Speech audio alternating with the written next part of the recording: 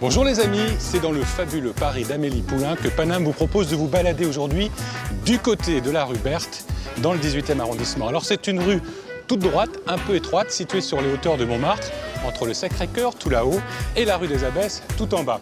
Alors c'est une rue, vous allez me dire, qui n'est pas très jolie, qui n'est pas très pittoresque, mais qui vaut le détour car elle témoigne à elle seule d'un Montmartre authentique, épargné par les hordes de touristes et qui abrite de vrais Montmartrois. Des hommes et des femmes engagés, passionnés et qui sont fiers, très très fiers d'être des enfants de la butte. Allez, suivez-moi les amis, on y va.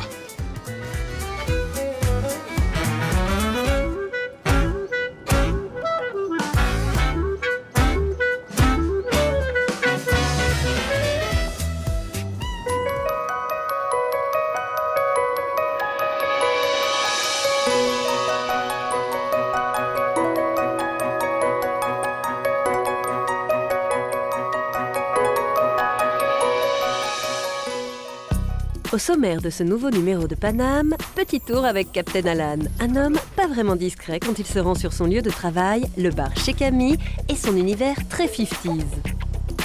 J'ai découvert Elvis quand j'avais 10 ans, complètement par hasard, parce que moi j'ai grandi dans les cités de la banlieue lyonnaise. Les sous-sols de la butte cachent un trésor.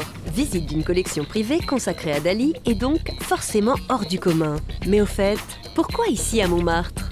Dali, quand il vient en France rencontrer entre autres Picasso, il ne peut que s'installer à Montmartre. Elle a l'air plutôt ordinaire, cette rue Berthe. Mais pour Frédéric Gersal, notre historien de choc, c'est justement ça qui la rend exceptionnelle. Car derrière ses apparences sages, elle a une histoire bien plus animée. Et il y a un cabaret qui s'est ouvert. Oui, encore un, bah ouais, à l'autre bout. Au Moulin Rouge, depuis 130 ans, c'est en plume qu'on s'habille. Mais attention, pas n'importe lesquelles. Petit quiz avec Edith qui dirige les plumassiers de la maison Février dans les coulisses du cabaret. Dites-moi, quelle est cette plume alors? Ça, cette plume-là, je sais pas, je vais dire n'importe quoi, du coq. Du coq, très bien.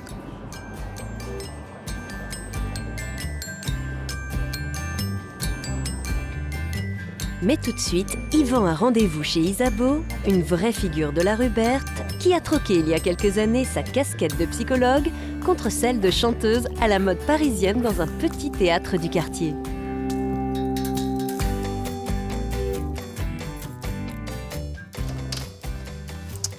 Elle est où Isabeau? Isabeau? Bonjour Yvan, Oh, bonjour. bienvenue à la Berthe Montmartre. La Berthe Montmartre, c'est joliment dit ça. C'est le nom que donnait Claude Louis à un ami qui travaillait à Feu Radio Montmartre, qui lui donnait à ce lieu. Vous êtes jolie dans le chèvrefeuille là. Kiss descendez. me at the gate. Comment ça? Ça veut dire embrasse-moi à la grille. En Ah, anglais. c'est ça le nom anglais du Oui, chèvrefeuille? oui. Bah descendez que je vous kisse. Connaissez la chanson aussi de Marie-Paul Bell? Elle soignait ses asphodèles et son vieux mari gâteux. Je sais pas comment je dois le prendre ça.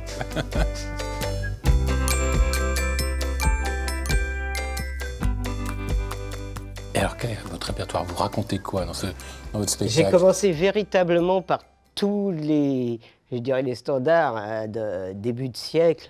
Je fais plus soit dans la chanson poétique, soit la chanson rigolote des années 30. Et si on a chanté la chanson rigolote des années 30, je sais pas, dans Montmartre? Bah oui, Non, alors oui, justement, j'ai rendez-vous avec un accordéoniste Ouais. et on doit répéter quelques chansons. Eh ben on y va. Ah bah vous verrez le petit théâtre.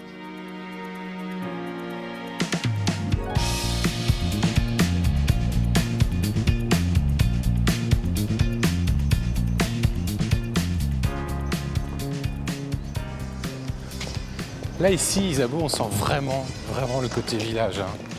Oui, tout à fait. Ça, c'est un aspect province extraordinaire. Et le soir, quand le soleil se couche, il n'y a que des petites maisons. Et on se croirait vraiment ailleurs et pas du tout à Paris. C'est épargné par les touristes ici aussi. Ils ne passent pas parce qu'ils ont des circuits, les grands circuits qui montent au Sacré-Cœur, les grands escaliers là-bas, le jardin du Sacré-Cœur. Ici, personne. Jamais. J'ai vu une fois un Japonais qui s'était perdu.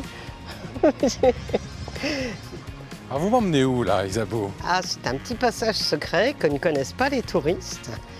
C'est une sorte de jardin potager qui est d'ailleurs fermé tout l'hiver, qui emmène au square avec le mur des Je t'aime. Donc ça, c'est votre Montmartre à vous. Hein. Voilà, les petits passages secrets. Il y en a quelques-uns comme ça à Paris, enfin à Montmartre.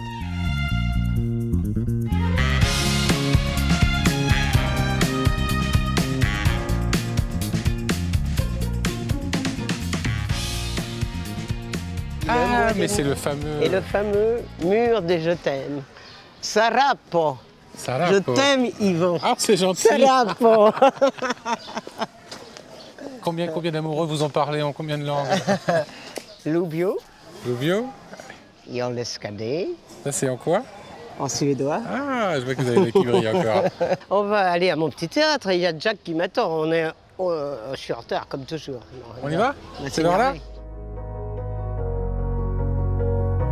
It's okay, I know someday I'm gonna be with you. It's okay, I know someday I'm gonna be with you. Tout va bien? Vous aussi, cher ami. Alors, voilà mon petit théâtre du bonheur. Avec qui vous entretenez une relation bien particulière? Bien particulière, ça fait des années que je viens ici régulièrement, une fois par mois pour mon cabaret. Et aussi Le dernier de vendredi de chaque mois, c'est ça? le dernier vendredi du mois, sauf juillet-août. Avec le répertoire vraiment parisien, montmartrois, de la chanson Tout à fait. française, les grands classiques. Voilà. Ah, encore que j'y inclus quelques-unes de mes chansons. Que vous avez écrites? Oui, Eh voilà. ben, on va vous laisser chanter et jouer. Et là, vous allez nous chanter une chanson de Fréhel. C'est le mal qu'il me faut.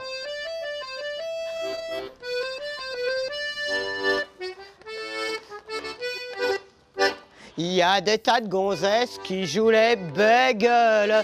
Aussitôt qu'un homme veut les approcher, il leur faut des compartiments d'âme seule. Elles ont trop peur d'avaler la fumée. Une histoire de photomaton égaré, ça vous rappelle quelque chose? Amélie Poulain, bien sûr. Rue des Trois Frères, vous pouvez vous aussi immortaliser votre trombine en argentique, comme autrefois.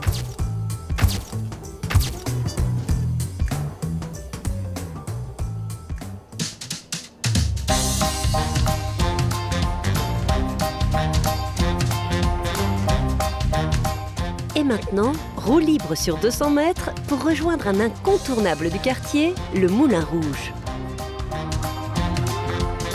C'est en pleine journée, derrière la salle endormie et les costumes au repos, qu'Edith Février cultive tranquillement l'extravagance des soirées de ce temple du music hall. Bonjour Edith. Bonjour Yvan. Vous allez bien? Très bien, merci. Donc ici, l'ADN, le cœur, l'âme du Voilà. spectacle voilà. du Moulin Rouge, la Maison des Plumes. Tout à fait, bienvenue chez Maison Février. Qu'est-ce que vous faites de beau là? Donc là, j'étais en train de choisir des plumes d'autruche que nous allons trier. Et la plume d'autruche, j'imagine que c'est la principale. C'est la reine. C'est la reine de toutes les plumes. C'est la reine des plumes chez nous. Qu'est-ce qu'on a comme plume là? Alors, voyons voir. On va faire un quiz. Oui. Alors là, d'après vous. Faisan. Ah, génial. Donc un faisan lady, Ah, ça c'est un faisan monsieur. un faisan vénéré. Ça c'est sa vraie plume. Oui, oui, oui. Alors là, dites-moi, quelle est cette plume alors? Ça, cette plume-là, je sais pas, je vais dire n'importe quoi, du coq. Du coq, très bien. Et alors regardez, voilà, ça c'est la Qu'est-ce que vous faites? subtilité de ce que peuvent faire nos plumassières. Ah oui, tes formes Donc à géométriques. partir d'une plume entière, tout est découpé à la main. Février, ça vient d'où ce nom? Alors Février, ce sont monsieur et madame Février au tout début qui ont créé la société en 1929 et qui étaient modistes. Et ensuite, c'est Miss Tinguette, la reine du music hall, voilà, qui a fait confiance à notre maison. Et donc, on s'est spécialisé dans le costume en plume pour le music hall. Donc la Maison Février, grande maison spécialisée dans la plume, qui travaille maintenant essentiellement pour qui? Pour le Moulin Rouge? Qui travaille toujours pour tout le monde. Toujours pour tout le monde. Voilà. Mais dans les coulisses du Moulin Rouge. Mais dans les coulisses du Moulin Rouge, puisqu'en 2009, on a été racheté par le Moulin Rouge. Et donc, on est venu s'installer ici parce qu'il y avait la place pour s'installer.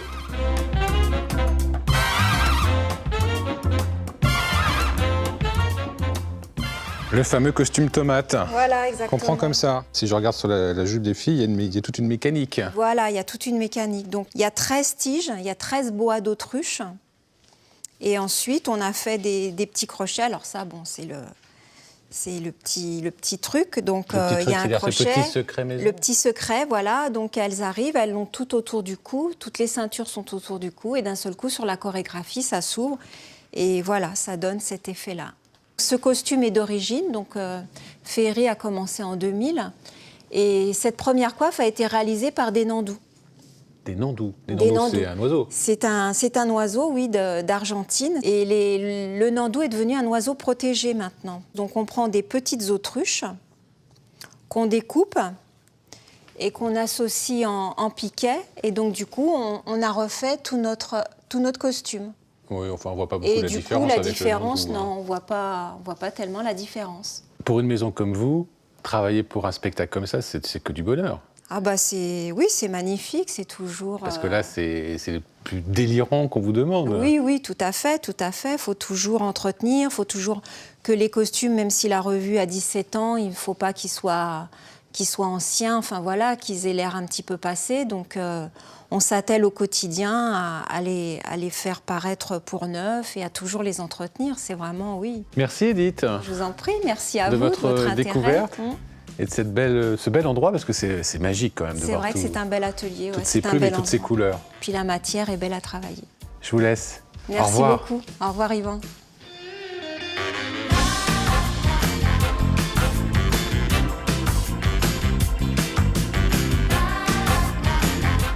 Retour à la case départ, la rue Berthe, pour y retrouver Frédéric Gersal, qui va enfin nous en dire plus sur cette rue sans queue ni tête et son histoire particulière.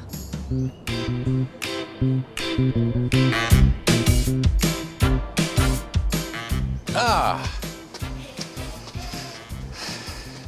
8, j'aime 7, beaucoup Montmartre, 6, mais ça monte. ça monte. Mais quand on est monté, on redescend. C'est vrai? Ça va? Et vous? Oui, très bien. Je comprends rien à cette rue Berthe. Ah bah c'est là. Elle commence au 18, il n'y a Bah, pas de numéro 1, il n'y a pas de numéro 2. Non, Qu'est-ce il y a, que c'est que non, ce 18 bazar? et 29 de l'autre côté, père Oui, et impair. oui, oui. Ben, en fait, quand elle a été conçue, elle allait jusqu'au numéro 1. Oui. Et puis on a créé la rue Barsac, la rue André Barsac après. Donc du coup, on a amputé, mais on n'a pas renuméroté entièrement la rue.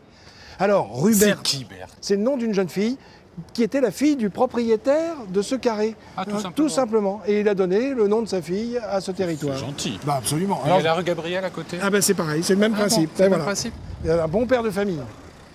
Frédéric, cette rue Berthe, c'est vraiment la rue typique du quartier des Abbesses. Ah oui, du quartier des Abbesses, puis de Montmartre en général. Alors pourquoi typique? D'abord, il n'en reste plus beaucoup comme ça, c'est pour ça qu'il faut venir la voir. On a ces immeubles, vous savez, pas très hauts, avec 2 ou 3 étages.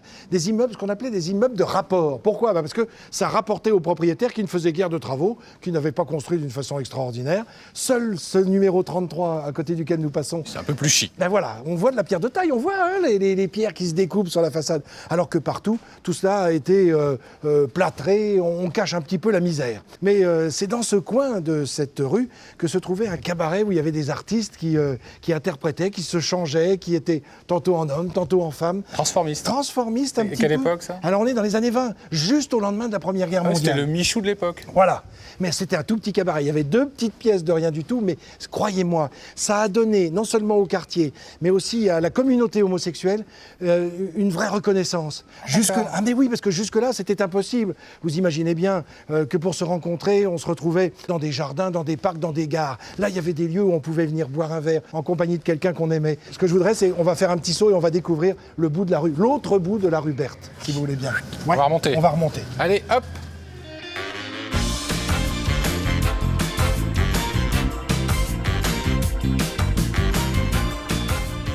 Là, on est en fait sur une partie qui s'appelait la rue du Poirier, parce qu'il y avait des jardins, il y avait des arbres fruitiers un petit peu partout.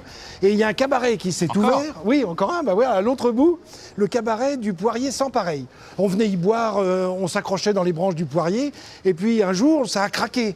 Mais c'est pas le poirier qui craquait, non, c'était le sol, parce que vous savez que c'était une vraie carrière ici.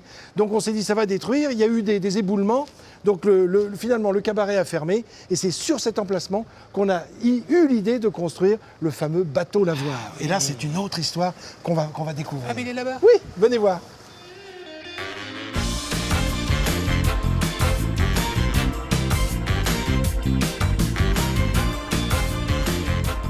Là, ici, le propriétaire a divisé tout l'immeuble en petits appartements, mais juste d'une pièce, qui sont devenus des ateliers d'artistes. Alors là, ici, on va y retrouver Suzanne Valadon, on va retrouver Renoir, Picasso, évidemment, Apollinaire, entre autres. Et chacun avait son petit local, et pour distribuer toutes ces pièces, il y avait un couloir. Et tout le monde a dit, mais ce couloir, on dirait une coursive de bateau. Voilà pourquoi on appelait ça le bateau lavoir, comme s'il s'était échoué là, au cœur de Montmartre. C'est un beau symbole quand même, hein. Alors vous savez, on a la possibilité là d'appuyer un petit peu sur les touches. Sur et puis le de 1, donc ça c'est la façade. Ben voilà. On voit Picasso là. Ah ben bravo, bravo. Ah oui, on connaît Alors, Picasso. période bleue, période rose, il était ici pour ses œuvres, pour peindre ses chefs-d'œuvre. Et d'ailleurs, il a dit, hein, j'ai un souvenir incroyable qui va rester éternellement pour son passage ici. Bon, je vais au vous bateau laisser Lavoir. jouer. Oui, ben moi je Hein, continue parce que les d'accord. images. Là, on a Guillaume Apollinaire, si vous ne connaissiez pas sa tête. Si. Bon, Allez, bah à bientôt. à bientôt. Oui, moi je continue. Hein. Merci. Puis alors j'adore. Regardez les images. Alors ça, c'est le douanier Rousseau qui est en train de jouer du violon. Il a organisé un banquet. Et puis, non, je ne veux pas remontrer les flammes qui vont manger définitivement ce bateau Lavoir. C'est trop triste. Je m'enferme sur moi-même.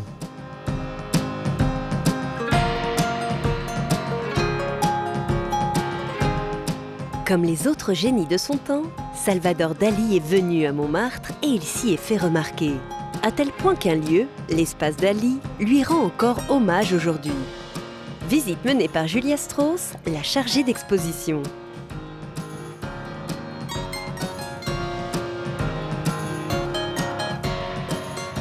Alors c'est un musée quoi? Privé, public, ça appartient à qui ça? Alors c'est un musée privé qui a ouvert en 1991, qui a été ouvert par un collectionneur, galeriste et amateur d'art qui a collectionné toute sa vie des œuvres de Dali et qui a décidé d'ouvrir au public en 91. Monsieur, comment il Monsieur s'appelle? Lévy. Monsieur Lévy. En tout cas, il s'est fait plaisir hein, parce qu'il a acheté, il a collectionné les plus belles œuvres, les plus connues de Dali, parce que moi je les connais toutes.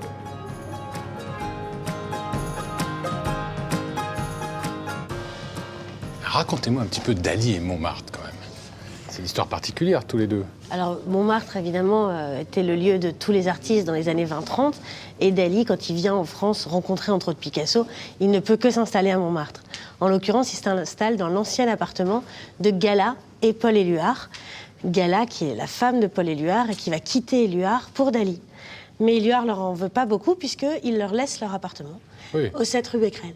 Chic. C'est sympa. Ouais, c'est plutôt sympa, ouais. Il y a un autre point qui va intéresser Dali dans son œuvre concernant Montmartre, ce sont les moulins.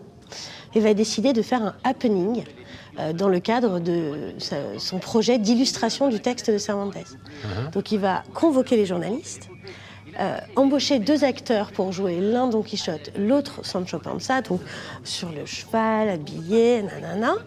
Et devant les journalistes, il prend ces 2 cornes de rhinocéros, dans lesquelles il avait mis de la mie de pain trempée dans de l'encre, et il commence à faire sur la pierre lithographique le motif de son dessin d'illustration de Don Quichotte. Il avait un sacré sens de la com quand même. Hein. Ah oui, ça c'est sûr que sa voix, son accent, son visage, ses moustaches ont totalement fait partie du personnage qu'il a construit par rapport au grand public. Dali, c'était entre guillemets le pape du surréalisme, c'est un mouvement qui est né au début du XXe. C'est quoi ce mouvement? Ça raconte quoi? En fait, fin 19e, début 20e, on a la naissance de la psychanalyse et c'est quelque chose qui va vraiment intéresser les artistes parce que ça les force à utiliser ce qui n'est pas rationnel dans leur sensibilité d'artiste. Leurs rêves, les associations d'idées, l'imagination totalement débridée. Et donc, c'est à partir de ces éléments-là que le surréalisme va créer des œuvres d'art.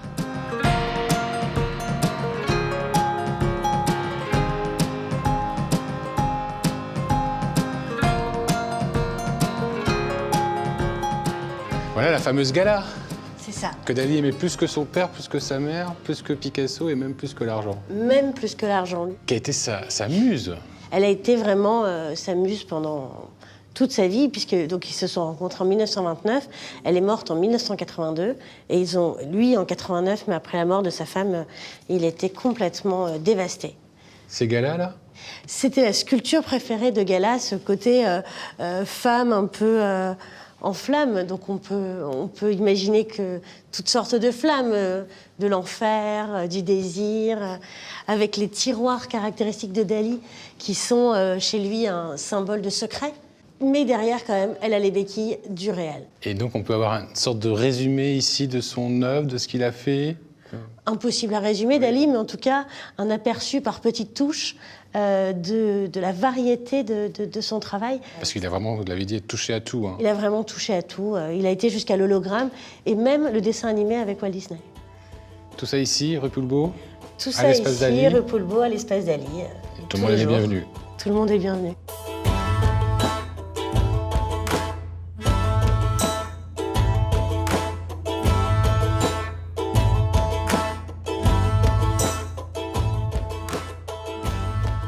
Et maintenant, pour terminer cette balade autour de la rue Berthe, Yvan a rendez-vous avec le propriétaire d'un bar qui existe depuis belle lurette. Alan, un vrai fan des 50s et de belles voitures. Salut Alan. Salut Yvan. Ça va? Ouais, impeccable. Ah, c'est cool d'être venu me chercher, tu m'emmènes? Eh ben regarde. Attends, je fais le tour de ce pick-up. Ouais, Qu'est-ce que c'est? c'est un GMC, une américaine quoi. Et puis il y a la place, largement la place pour mon vélo. Quoi, tu ouvres, je passe comme ça? Tu m'aides? Allez, c'est parti. Super.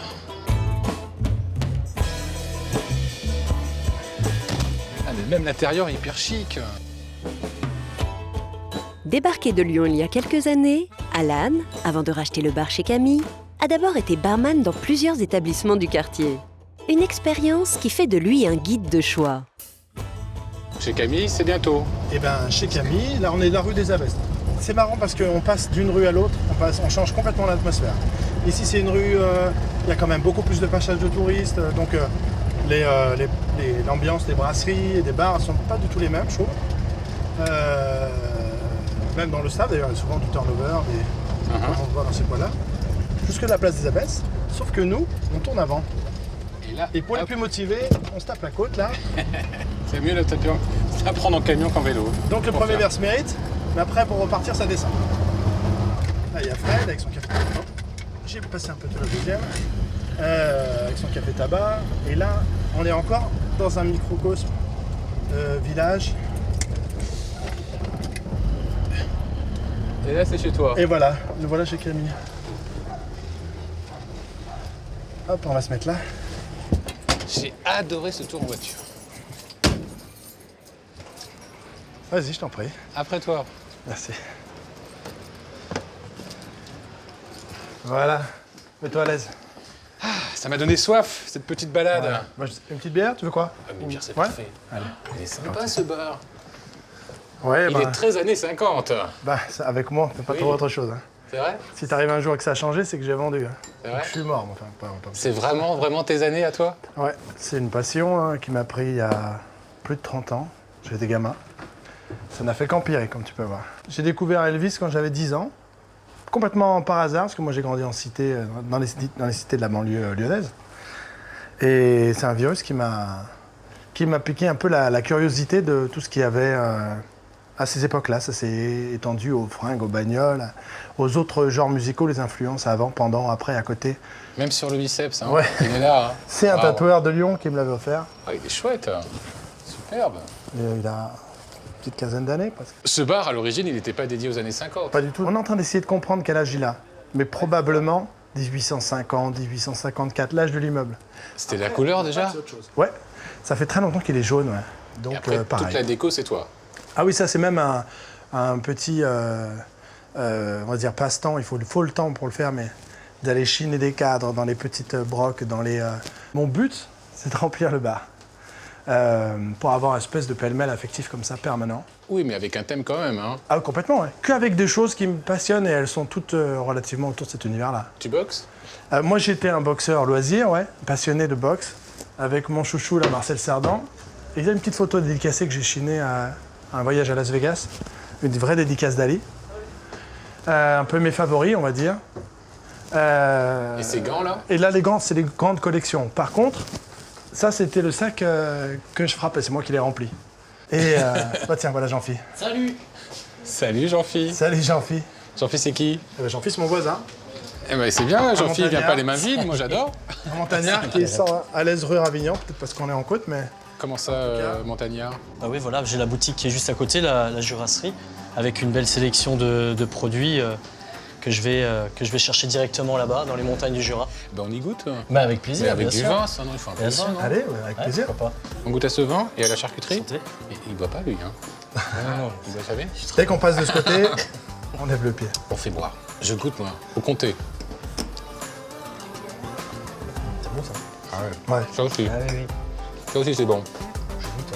Et avant de finir la planche, je vais d'abord dire au revoir aux téléspectateurs. Je vais les inviter à voir ou revoir cette émission sur force3.fr, à venir aussi me parler, et bien sur Facebook, à me donner vos coups de cœur, ce que vous avez aimé, pas aimé dans cette émission, puis vos bons plans dans Paname. On est toujours preneurs.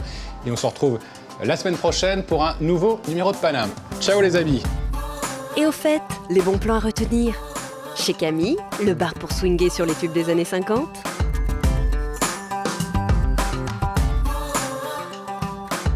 Les plus belles créations du roi du surréalisme, le musée Salvador Dali, au 11 rue Poulbeau, tout là-haut sur la butte Montmartre.